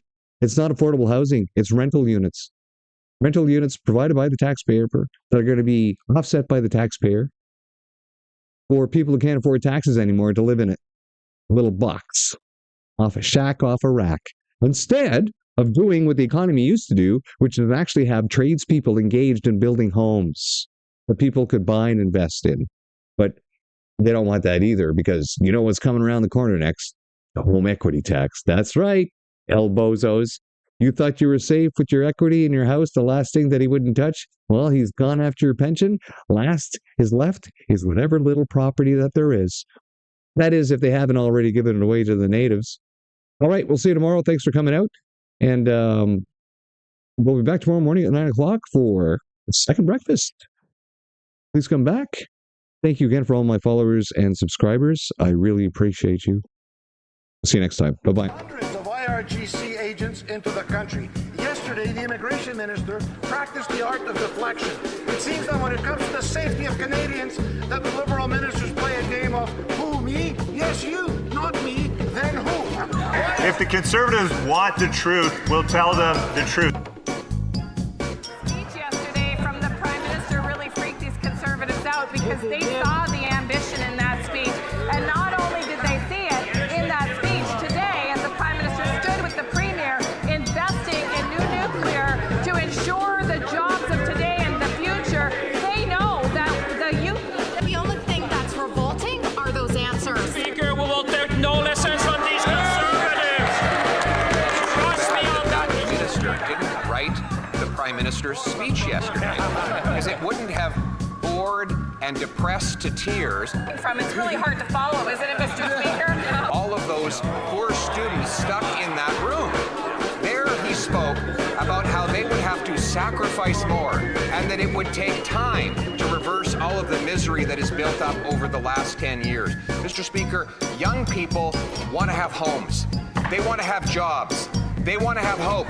They want a budget that is affordable so they can have a life that is affordable. Will the Prime Minister introduce that budget so that Canadians can restore the promise of their country? And we decide what comes next. Know that this government has their back and we will continue to do that. There's going to be a powerful statement for the young people of Canada. Deficits are driving inflation. The more Liberals spend, the more it costs Canadians at the grocery store. 25% of Canadians are using food banks because they can't afford to eat. So when will the Prime Minister finally get his inflationary deficits under control so Canadians can put food on the table? Mr. Speaker, Conservative members pretend to care about food insecurity, but then they call feeding children garbage. Mr. Speaker, what's garbage was that answer. Did the Prime Minister see the ad before it went out? Hey, of course there are too many people living in poverty in Canada, but there are significant initiatives being put in place by this government. Being serious means being honest. Mr. Speaker, the grand reveal has been made. Canada's economy is in fact growing, Mr. Speaker. Move on, man, move on. Point of order. There was some very unparliamentary language that we heard today. Sets us up well for the new world order. Mr. Speaker, I got into politics because I love my country, Canada. The opposition member got into politics because he had tendinitis. Mr. Speaker, with that kind of incompetent, incoherent answer, it's not hard to understand how that minister failed to investigate 97% of the 150,000 suspected cases of fraud in the international student program. I believe the progress that we have made in the partnership sets us up well for the new world order. My comment by telling the truth that the answer was bovine excrement.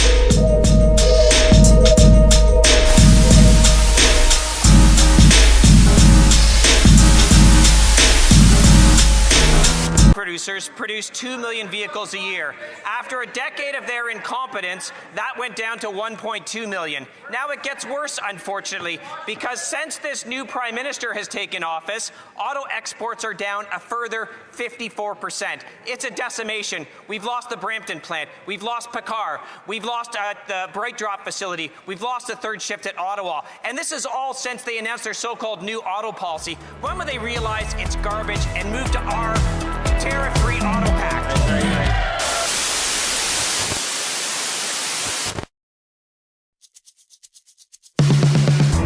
Step one, you have a 25-point lead in the polls. Step two, you have an election. Step three, you lose your seat. Why is that leader of the opposition still in his seat?